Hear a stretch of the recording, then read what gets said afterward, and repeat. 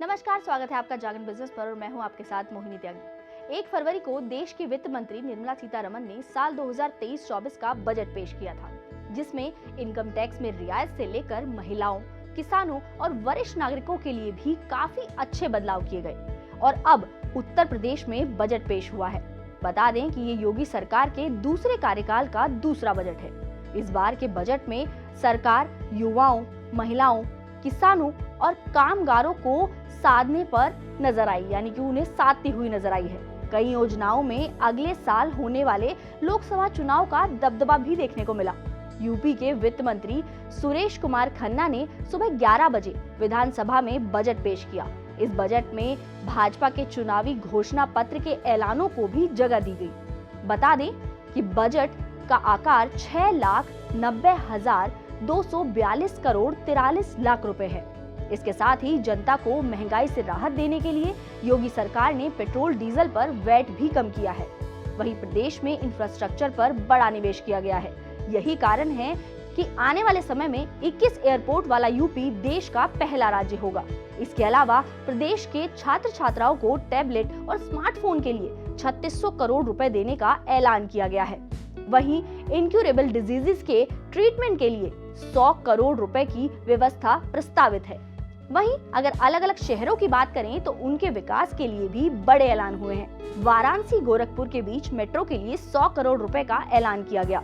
Jhansi Chitrakoot link expressway के लिए 235 करोड़ रुपए का ऐलान। इसके साथ ही प्रदेश की स्वास्थ्य व्यवस्था पर 12,650 करोड़ रुपए खर्च करने का ऐलान हुआ है। वहीं प्रदेश में फार्मा पार्कों की स्थापना के लिए 25 करोड़ रुपए देने का भी ऐलान बजट में किया गया। इसके अलावा मेडिकल स्टूडेंट्स के लिए यूपी में सभी जिलों में एक मेडिकल कॉलेज की स्थापना करने के उद्देश्य के तहत 14 नए मेडिकल कॉलेज बनाए जाएंगे। इसके लिए 2,491 करोड़ 39 लाख रुपए की व्यवस्था की गई है।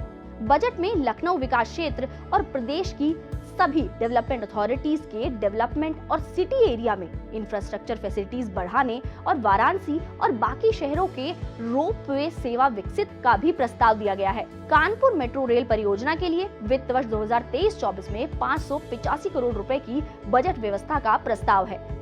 वहीं आगरा मेट्रो रेल परियोजना के लिए 465 करोड़ रुपए की बजट व्यवस्था का प्रस्ताव दिया गया है। इसके अलावा Delhi Ghaziabad Meerut corridor regional rapid transit system project बनाने का काम भी प्रगति पर है।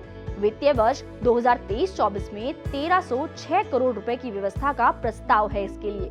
इसके साथ ही वाराणसी, गोरखपुर और बाकी शहरों में मेट्रो रेल परियोजना को पूरा करने के लिए 100 करोड़ रुपए की व्यवस्था का प्रस्ताव है। वहीं चीफ मिनिस्टर अर्बन एक्सपेंशन या फिर न्यू सिटी प्रमोशन स्कीम के लिए 3,000 करोड़ रुपए की व्यवस्था का प्रस्ताव है। बता दें कि यूपी सरकार ने गन्ना किसानों को ज्यादा से ज्यादा भुगतान मिले, इसके लिए कई बड़े कदम उठाए हैं, जिसका जिक्र वित्त मंत्री ने बजट पेश करने के दौरान भी किया। उन्होंने कहा कि उनकी सरकार ने प्रदेश के करीब 46,22,000 गन्ना किसानों को साल 2017 से अब तक 1,96,000 करोड़ रुपए से ज्यादा के रिकॉर्ड गन्ना मूल्य का भुगतान कराया है, जो साल 2012 से 2017 तक के बीच किए गए कुल गन्ना मूल्य भुगतान 95,125 करोड़ रुपए से 86,728 करोड़ रुपए ज्यादा है।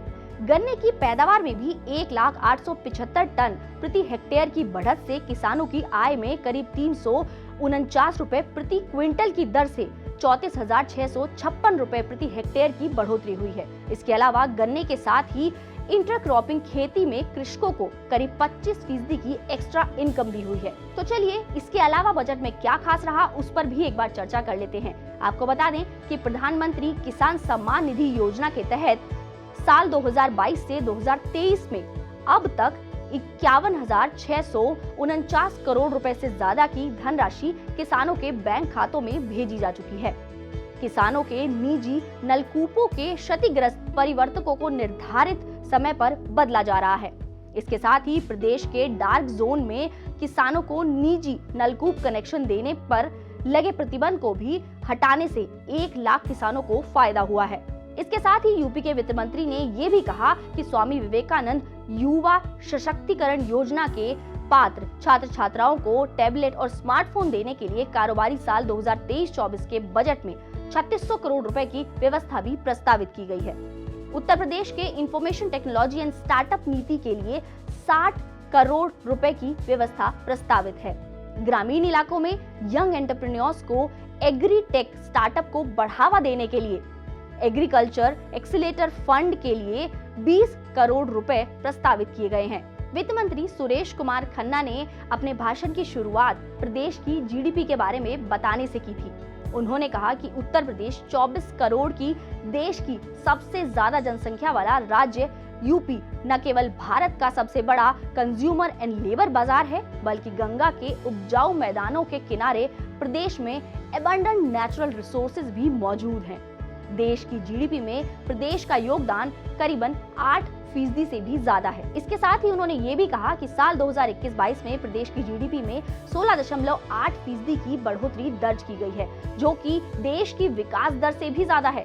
वहीं कारोबारी साल 2023-24 के लिए जीएसडीपी में वृद्धि की दर 19% रहने का अनुमान जताया है। वहीं प्रदेश में बेरोजगारी की दरें भी घट गई हैं। वित्त मंत्री ने बताया कि साल 2017 से पहले यूपी की बेरोजगारी दर 14.4% थी, जो अब घटकर करीब 4.2% रह गई है। यह प्रदेश के लिए एक बड़ी और महत्वपूर्ण उपलब्धि है। वैश्विक मंदी के दौर में भी यूपी की अर्थव्यवस्था की विकास दर उत्साहजनक बनी हुई है, ऐसा वित्त मंत्री का मानना है। यानी कि यूपी के बजट को छात्रों, महिलाओं, स्टार्टअप, इंफ्रा और हेल्थ जैसे सभी सेक्टर्स और सभी बड़े मुद्दों को ध्यान में रखकर बनाया गया है। तो आपको यूपी का बजट कैसा लगा, ये हमें कमेंट बॉक्स में जरूर बताइएगा। और आपको हमारी वीडियोस लाइक, शेयर और सब्सक्राइब कीजिए। अगर आपने अब तक हमारा चैनल को सब्सक्राइब नहीं किया है तो उसे जरूर सब्सक्राइब कीजिएगा।